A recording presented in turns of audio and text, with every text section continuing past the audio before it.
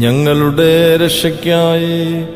പിതാവാം ദൈവത്തിന്റെ തിരുവിഷ്ടപ്രകാരം ആകാശം ചായിച്ചിറങ്ങി വന്ന വചനമാം ദൈവത്തെ തന്റെ നിർമ്മലമായ ഉദരത്തിൽ ഉൾക്കൊണ്ട വാഴ്ത്തപ്പെട്ട മാതാവേ, ഇപ്പോൾ നിന്റെ തിരുസന്നിധിയിൽ സത്യവിശ്വാസത്തോടും പ്രത്യാശയോടും കൂടെ